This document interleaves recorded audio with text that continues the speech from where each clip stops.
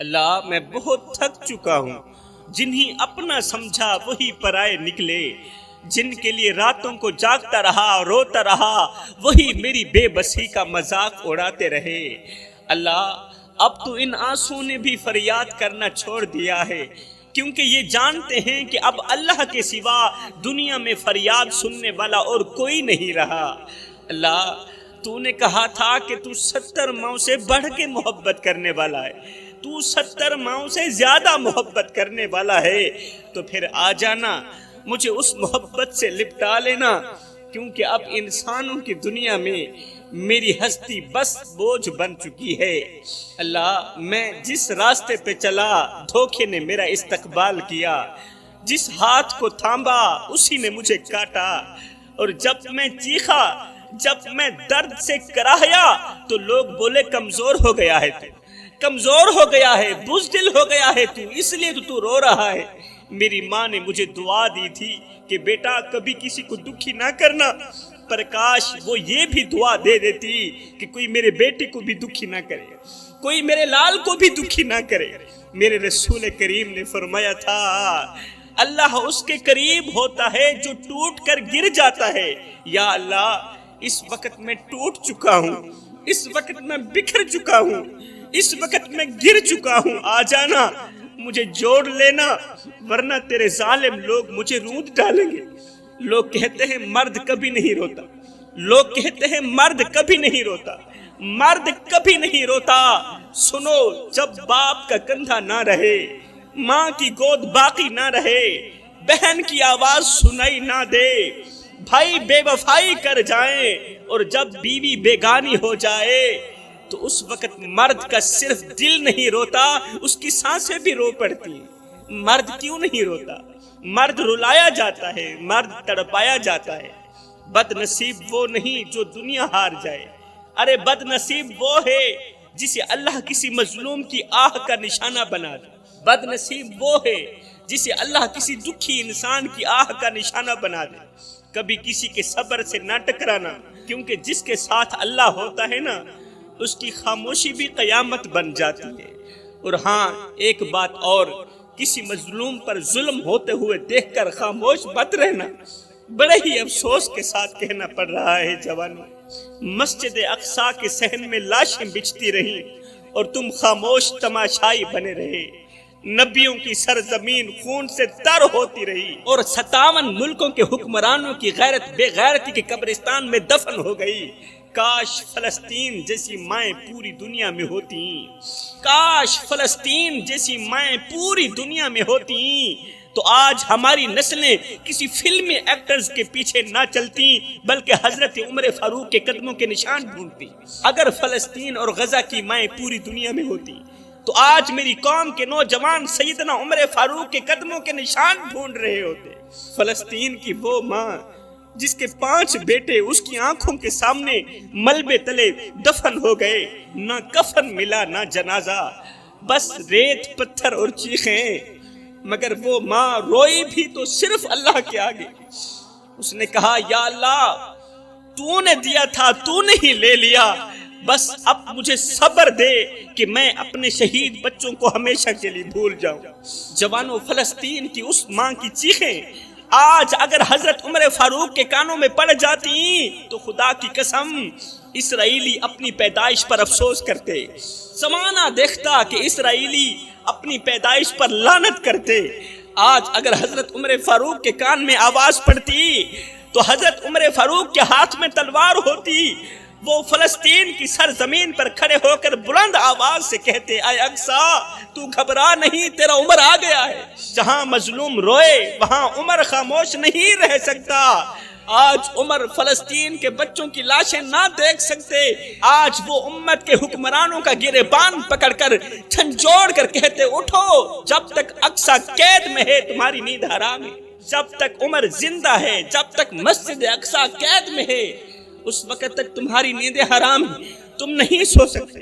مگر افسوس آج وہ چیخیں امت کے کانوں سے ٹکرا کر واپس جا رہی ہیں اور امت خواب غفلت میں سو رہی ہے۔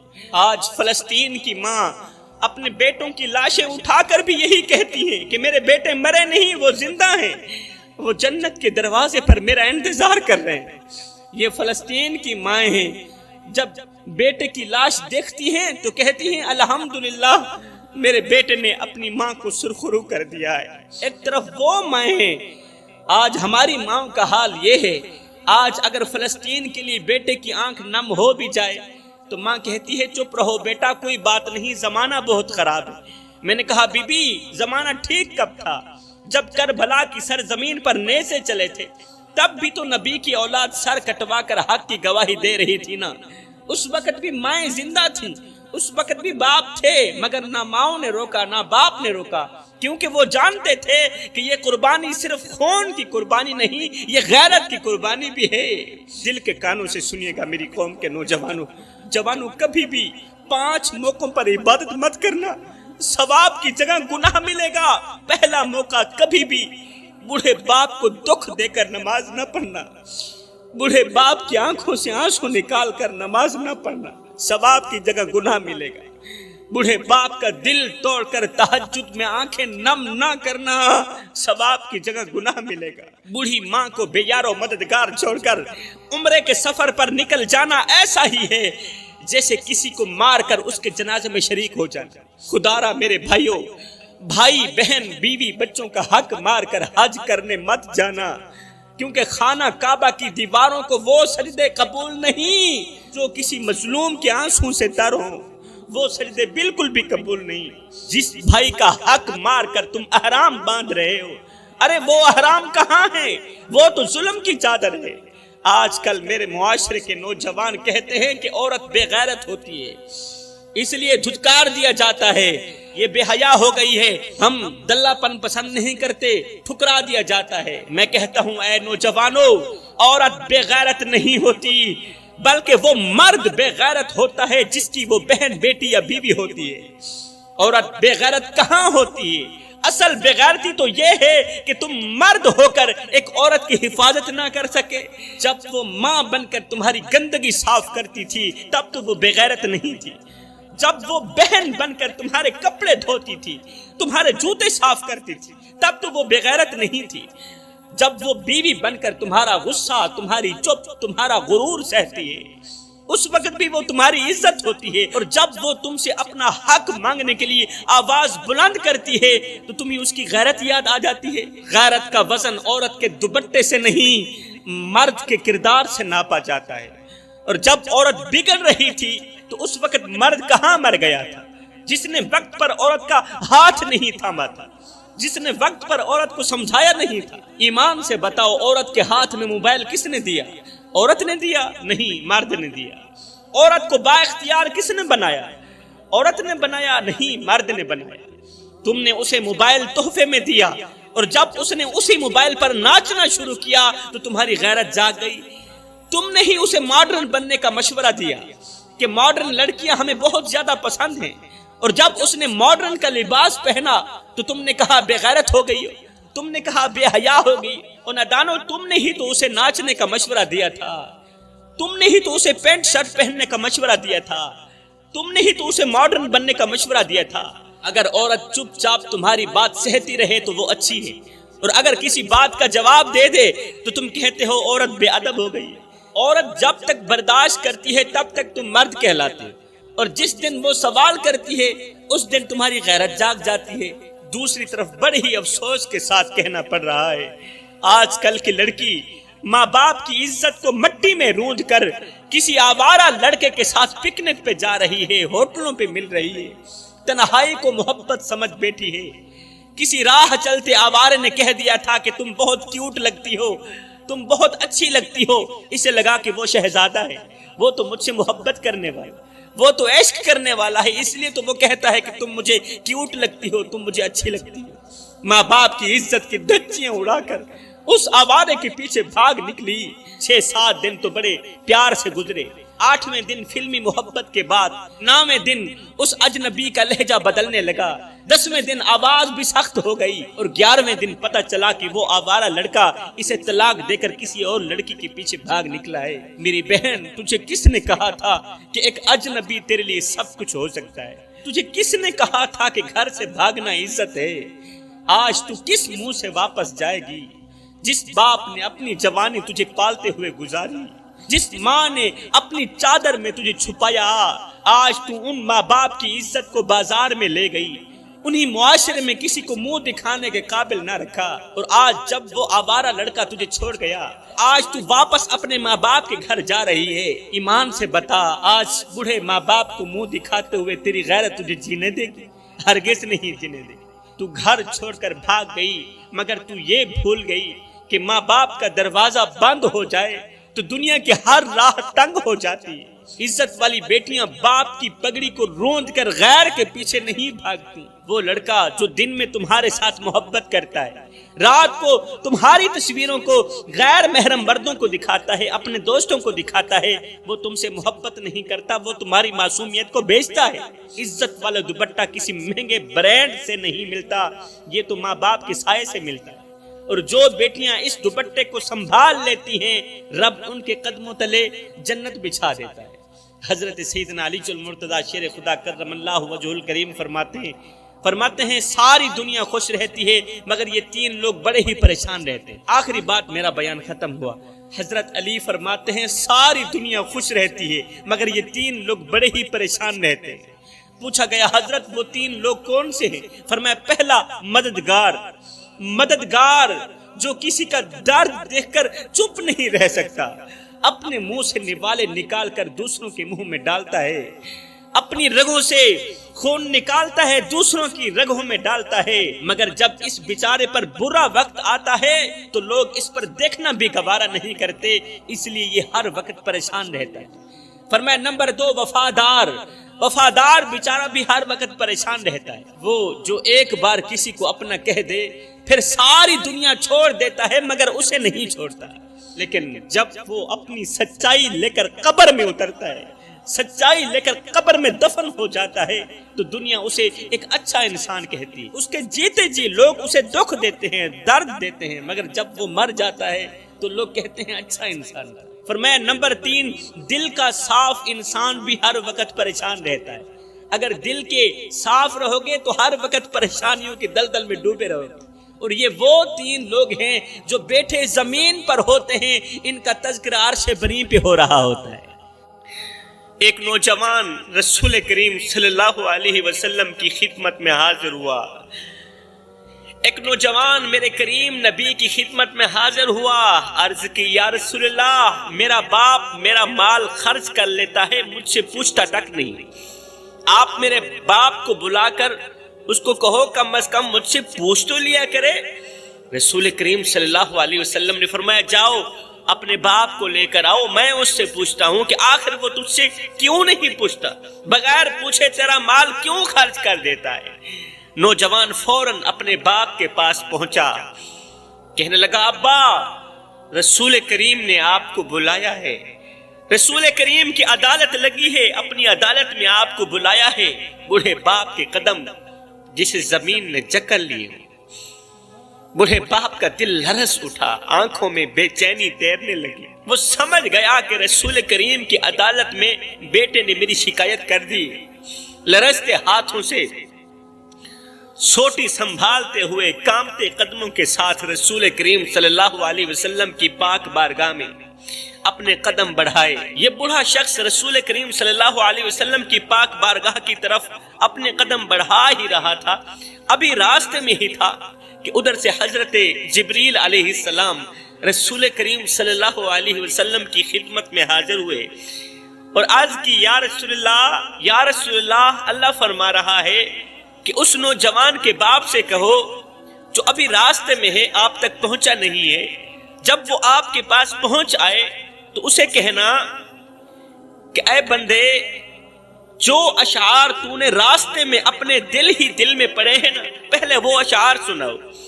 اس نوجوان کے باپ کو کہنا اے اللہ کے نیک بندے، راستے میں آتے ہوئے تو نے جو دکھ بھرے اشعار اپنے دل میں پڑے ہیں نا، وہ اشعار ہمیں سناؤ۔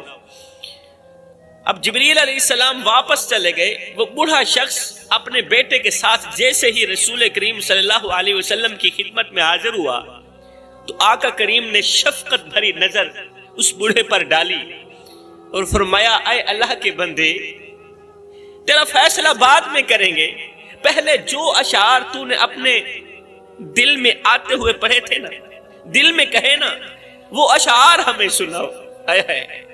یہ سن کر بوڑھے باپ کی آنکھوں میں آنسو بھر آئے، اس کی آواز کانپنے لگی، آنکھیں برس رہی تھی، دل زخموں سے چور چور تھا۔ باپ نے روتے ہوئے رسول کریم صلی اللہ علیہ وسلم کو وہ دکھ بھرے اشعار سنائے۔ وہ اشعار عربی زبان میں تھے، ان کا ترجمہ کچھ یوں تھا۔ باپ نے کہا، اے میرے بیٹے، جب تو پیدا ہوا تھا میں نے اپنی ذات کے لیے جینا چھوڑ دیا، میری نیند، میری بھوک، میری خوشیاں، سب کچھ تیرے لیے تھا۔ میری خوشی بھی تیرے لیے تھی، میری نیند بھی تیرے لیے تھی۔ میں دن میں محنت کرتا، رات کو تجھے تھام کر سوتا تھا، پورا دن کڑکتی دھوپ میں تتی ریت کے اوپر کمزور سے کندھے پر بوریاں لاد لاد کے دن رات ایک کر کے محنت مزدوری کرتا کہ مجھے کچھ ملے نہ ملے، میرے بیٹے کو روٹی کا ٹکڑا مل جائے۔ میں پورا دن محنت کرتا، رات کو تجھے تھام کر سوتا، تجھے گلے لگا کر سوتا۔ جب میں تجھے گلے لگاتا تھا تو میری ساری تھکاوٹ دور ہو جاتی تھی بیٹا، تیری ہلکی سی آہٹ پر میں جاگ جاتا تھا۔ جب تجھے بخار آتا تھا نا تو میں پوری رات تیرے سرہانے بیٹھا رہتا تھا۔ جب تو کروٹ بدلتا تھا تو میں اللہ تعالیٰ سے ڈھیروں دعائیں کرتا تھا کہ اللہ کہیں میرے بیٹے کو کچھ ہو نہ جائے۔ بیٹا تو گود میں تھا، میں اس وقت بھی تیرے لیے پریشان تھا، اور میں آج بھی تیرے لیے پریشان ہوں، میں آج بھی تیرے لیے فکر میں ہوں۔ بیٹا جب تجھے بخار آتا نا تو میں رات بھر تیرے سرہانے بیٹھا رہتا تھا، تیرے ماتھے پر ہاتھ رکھتا ہوا تیری سانسیں گنتا رہتا تھا اور اللہ سے دعائیں کرتا رہتا تھا کہ یہ بیماری مجھے لگ جائے، میرے بیٹے کو کچھ نہ ہو، اللہ یہ بیماری مجھے لگا دے۔ بیٹا میں تیرے دکھوں کو اپنے دکھ سمجھتا رہا، میں تیری بیماری کو اپنی بیماری سمجھتا رہا، اللہ سے دعائیں کرتا تھا، اللہ یہ بیماری مجھے لگا دے، میرے بیٹے کو آزاد کر دے اس بیماری سے۔ بیٹا میں اپنی نیندیں تجھ پر قربان کرتا رہا، مگر آج تو کہتا ہے کہ میں تیرے مال کو کیوں خرچ کرتا ہوں؟ بیٹا تیرے رونے پر میں روتا تھا، میں وہ باپ ہوں، تیری آہ پر میری آہ نکلتی تھی، تیری ہائے پر میری ہائے نکلتی تھی، تیری چیخ پر میرا دل لرز جاتا تھا۔ جب تو بیمار ہوتا میں دوڑ دوڑ کر کبھی ادھر کو بھاگتا کبھی ادھر کو بھاگتا، تیرے لیے دوا لاتا۔ جب تو بھوکا ہوتا میں اپنے منہ سے نوالا نکال کر تیرے منہ میں ڈالتا۔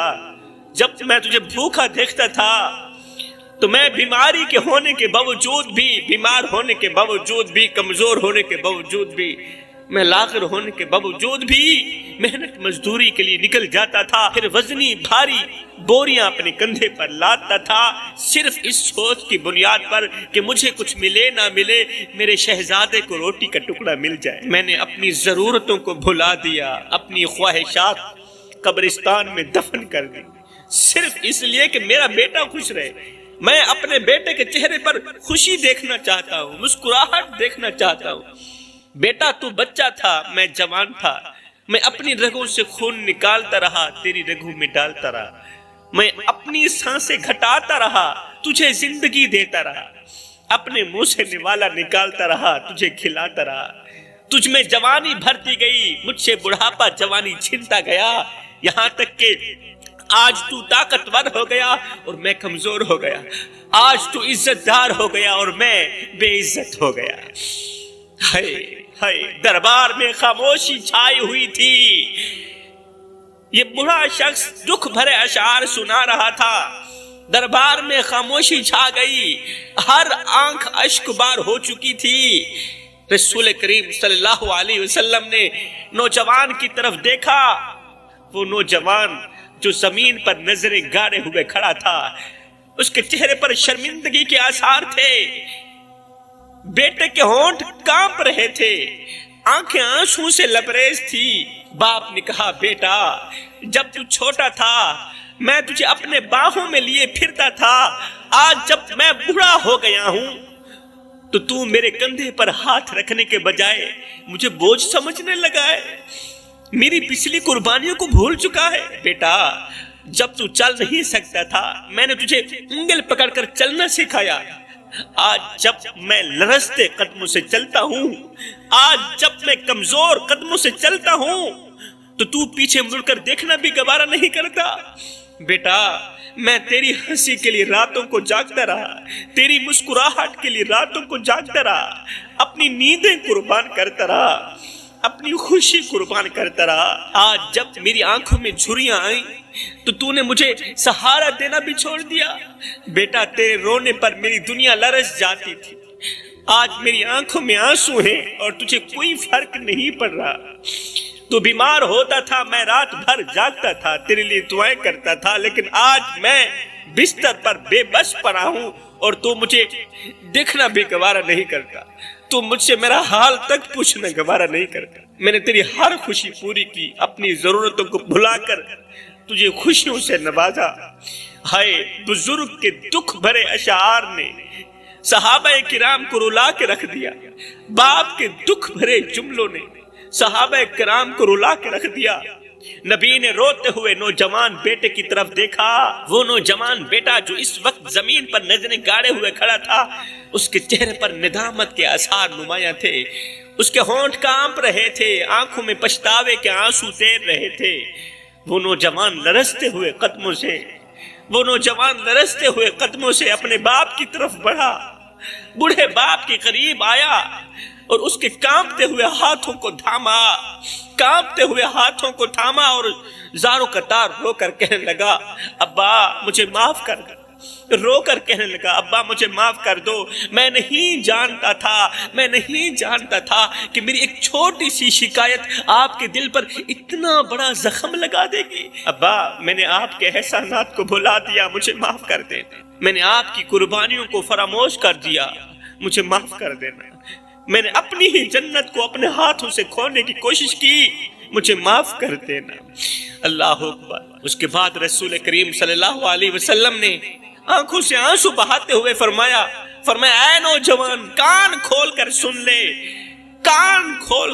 لے، آج سے تو بھی تیرے باپ کا ہے اور تیرا مال بھی تیرے باپ کا ہے۔ تیرا باپ جہاں چاہے تیرے مال کو استعمال کر سکتا ہے، تو ہرگز نہیں پوچھ سکتا۔ حضرت سیدنا علی المرتضیٰ شیر خدا کرم اللہ وجہہ الکریم نے فرمایا جس گھر میں بوڑھے والدین روتے ہوں، نافرمان اولاد کی وجہ سے بوڑھے والدین آنکھوں سے آنسو بہاتے ہوں، اس گھر میں 5 مصیبتیں ضرور آتی ہیں۔ فرمایا پہلی مصیبت یہ آتی ہے کہ اس گھر میں رہنے والوں کی کوئی بھی دعا قبول نہیں ہوتی۔ ایسا گھر اللہ کی رحمت سے محروم ہو جاتا ہے جس گھر میں بوڑھے والدین روتے ہیں۔ دعائیں لبوں سے نکلتی رہتی ہیں، دعائیں منہ سے نکلتی رہتی ہیں، لیکن آسمان تک پہنچنے سے پہلے ہی رد کر دی جاتی ہیں۔ لوگ اپنی مشکلات کے حل کے لیے دعائیں مانگتے ہیں، کاروبار میں برکت کے لیے التجائیں کرتے ہیں، بیماری سے شفا کی دعا کرتے ہیں، صحت کی دعا کرتے ہیں، مگر ہر راستہ بند ہو جاتا ہے۔ کیوں؟ اس لیے کہ ان کے گھر میں بوڑھے والدین روتے ہیں۔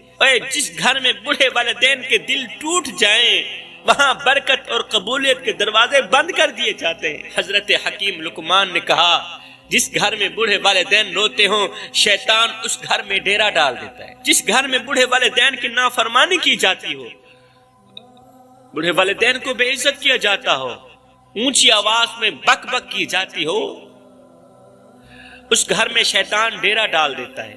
اور جس گھر میں شیطان ڈیرا ڈال دے، وہاں ایسی تباہی آتی ہے کہ انسان کی عقل دنگ رہ جاتی ہے۔ شیطان کا سب سے بڑا ہدف پھر یہی ہوتا ہے کہ گھر کے افراد کو آپس میں دشمن بنا دے، رحمت کو زحمت میں بدل دے اور محبت کو نفرت میں بدل دے۔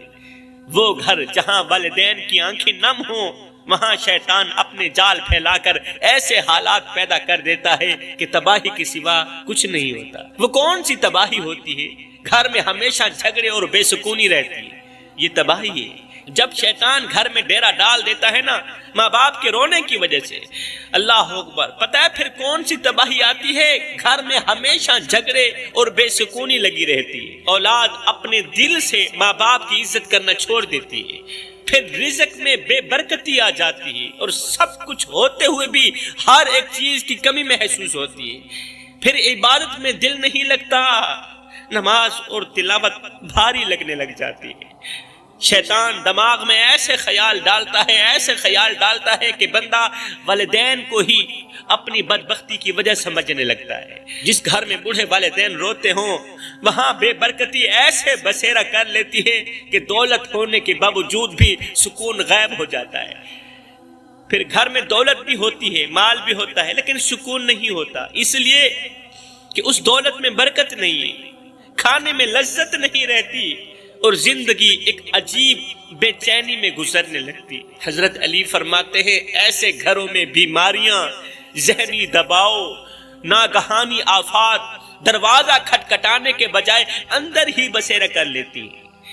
ہر کام میں رکاوٹ، ہر قدم پر پریشانی اور ہر لمحے بے سکونی کا سامنا لگا رہتا ہے، کیونکہ والدین کی آہیں، والدین کی تڑپ زمین پر نہیں گرتی، والدین کے آنسو زمین پر نہیں گرتے، بلکہ عرش الہی کا دروازہ جا کھٹکھٹاتے ہیں اور اللہ سے اپنی بات منوا کر ہی دم لیتے ہیں۔ خدا را میرے بھائیو، والدین کو اتنا مت ستاؤ کہ وہ اللہ کے سامنے تمہارا نام لے کر رو پڑے۔ خدا پاک کی عزت کی قسم، اگر وہ اللہ کے سامنے تمہارا نام لے کر رو پڑے تو یاد رکھنا یہ تمہارے لیے سب سے بڑا مسئلہ بن جائے گا، بہت بڑا مسئلہ بن جائے گا۔ تم ایسی بیماری میں، ایسی مصیبت میں پھنس جاؤ گے کہ نکلنے کا کوئی راستہ نہیں ملے گا۔